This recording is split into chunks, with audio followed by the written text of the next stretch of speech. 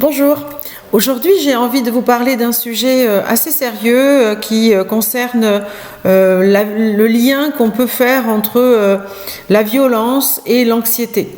On a remarqué que les personnes qui sont souvent anxieux dans la durée, à long terme, peuvent s'installer dans des mécanismes donc de violence verbale ou d'abus,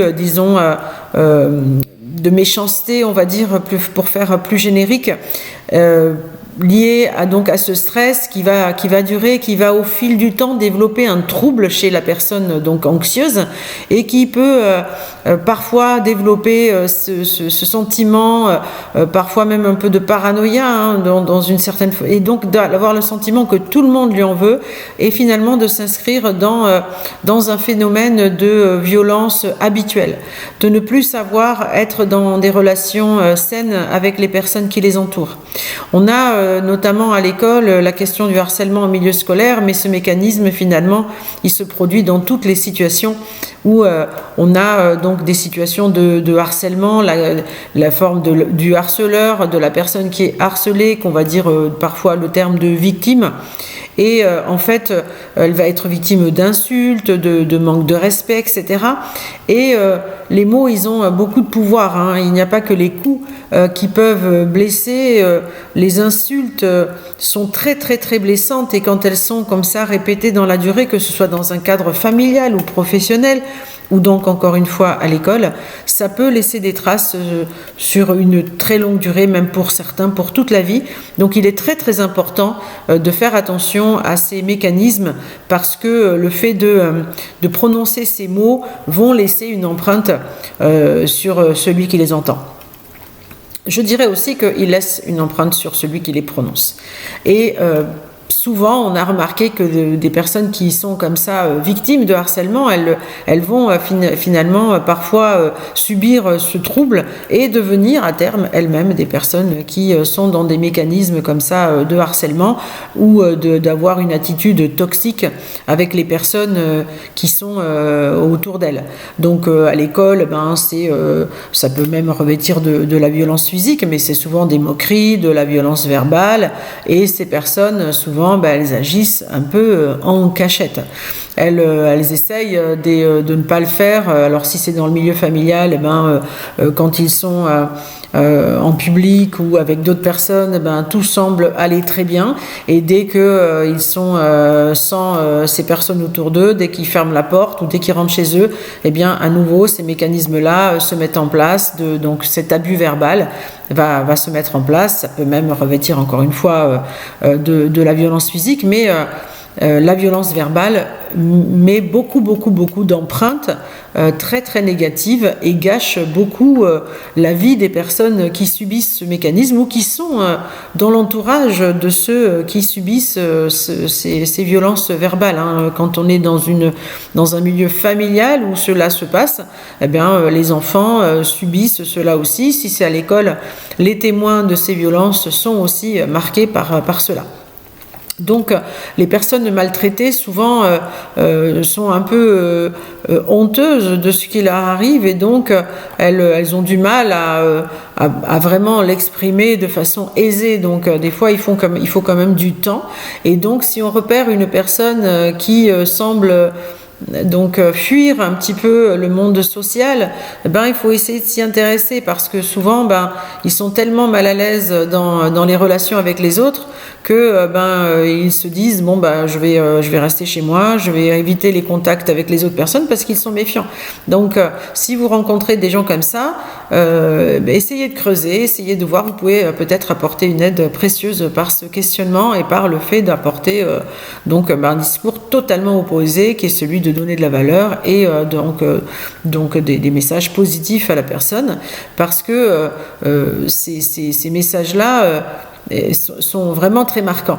Et ça peut aussi il n'y a même pas besoin, disons, d'être dans l'insulte ou dans les propos méchants. Le simple fait de mettre à l'écart quelqu'un, de ne jamais lui témoigner une forme de reconnaissance ou même de l'isoler complètement, c'est une forme d'abus aussi qui a tendance à se développer dans les milieux professionnels, à l'école ou à la famille. Et donc du coup, à la longue, puisque la personne est isolée, que personne ne s'intéresse à elle, donc elle finit par développer l'idée qu'elle n'a pas de valeur, qu'elle ne vaut rien. Donc c'est très très important aussi d'essayer de déceler cela. Si quelqu'un semble comme ça toujours isolé, ne pas avoir de relations, ne pas avoir d'amis, c'est quand même essentiel aussi de poser des questions, d'essayer de voir ces personnes. Les injures sont bien plus faciles à déceler parce que elles ont un impact vraiment très fort, mais la manipulation par l'isolement peut aussi créer des préjudices et c'est une forme de violence.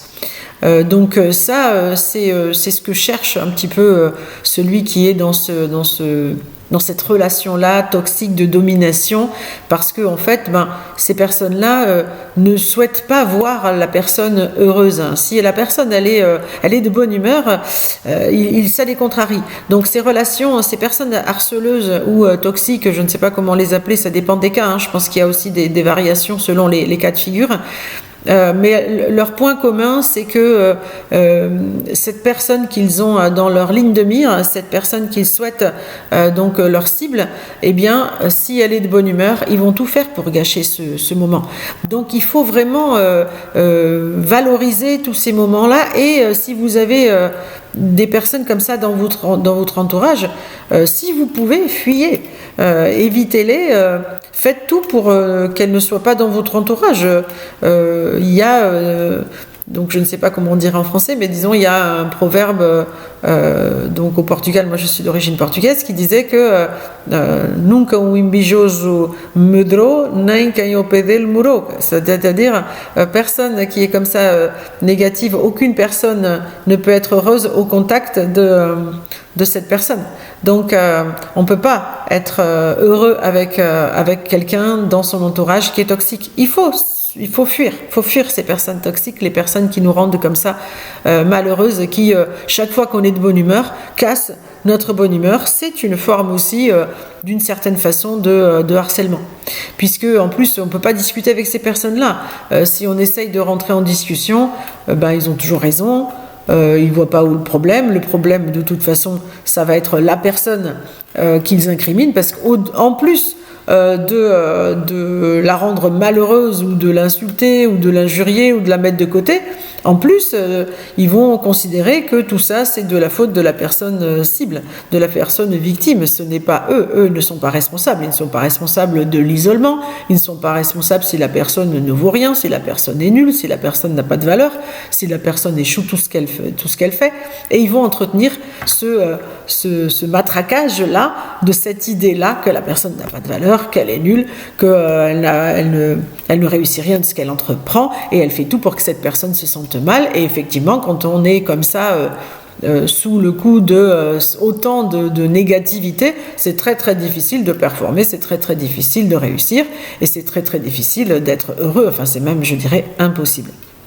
Donc si vous connaissez quelqu'un dans votre entourage qui semble avoir ces signes-là, essayez de les déceler, essayez de lui parler, parce que c'est au-delà des moqueries et des injures et des blâmes, et c'est quand même un enfer que vivent ces personnes-là.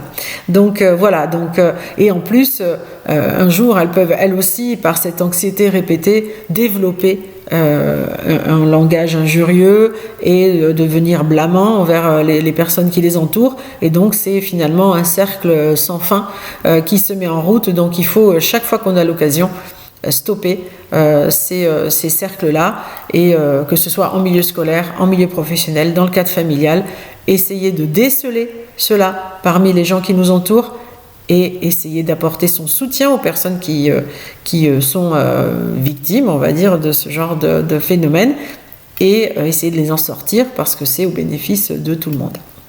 Voilà, écoutez, cette vidéo était un peu plus grave, mais j'espère quand même que ce contenu vous aura plu, que ça aura été utile. Donc prenez soin de vous, n'hésitez pas à liker, à partager, à vous abonner. Moi, je continue à faire des vidéos pour aider le maximum de personnes. Donc Je vous remercie de bien rester en attente des vidéos qui vont sortir. Prenez soin de vous. À très bientôt. Merci.